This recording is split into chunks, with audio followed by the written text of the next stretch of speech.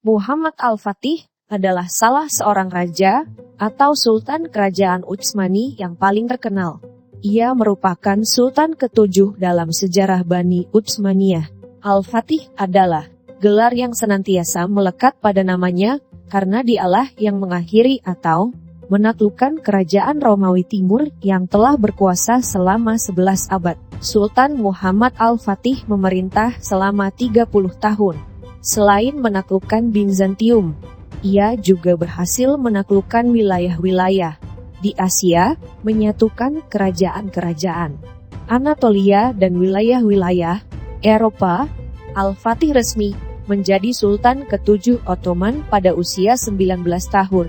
Ia naik tahta untuk kedua kalinya pada tahun 1451 menggantikan sang ayah yang wafat. Setelah menjadi sultan, salah satu keinginan terbesarnya adalah menaklukkan Konstantinopel.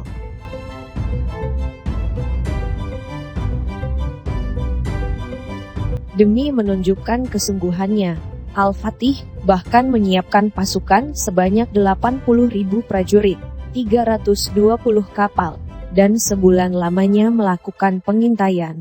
Pengepungan dimulai pada tanggal 6 April tahun 1453. Al-Fatih dan pasukannya berusaha untuk menembus bentang Dionysian, bentang yang menjadi kebanggaan Kekaisaran Bizantium saat itu.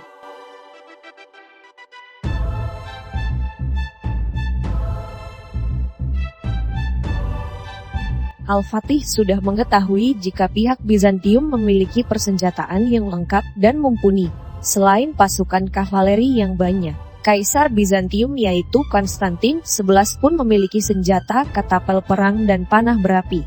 Untuk itu, Sultan muda tersebut mengutus seorang arsitek Hongaria, Munir Ali Orban, untuk membuat sebuah meriam yang menjadi meriam paling fenomenal di zamannya. Shahi Topu, atau Kanun Basilik, atau Dardanelles Gun.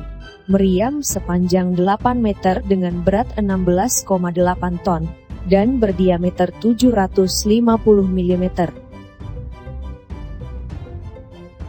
Ketika mencoba untuk menembus Dionysian, Al-Fatih harus melewati perairan Marmara dan pelabuhan Laut Golden Horn terlebih dahulu, tapi kapal-kapal yang sudah disiapkan tidak dapat menembus perairan tersebut. Pihak Bizantium menanam rantai-rantai besar di dalam perairan, sehingga ketika rantai dibentangkan, tidak ada kapal yang dapat melewatinya. Mereka pun menyiapkan pasukan sebanyak 28 kapal.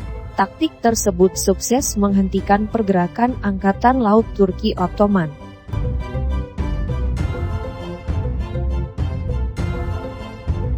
Akhirnya, dengan langkah berani, Al-Fatih dan para tentara memutuskan untuk mengangkut kapal-kapal milik mereka lewat daratan.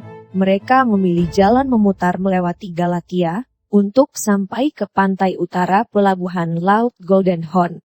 Para prajurit menggunakan kayu yang dilapisi pelumas untuk memudahkan pengangkutan kapal melewati daratan sejauh 1 mil. Dalam waktu semalam ketika gencatan senjata, 70 dari 80 kapal Turki Ottoman dapat sampai ke perairan di balik bentangan rantai.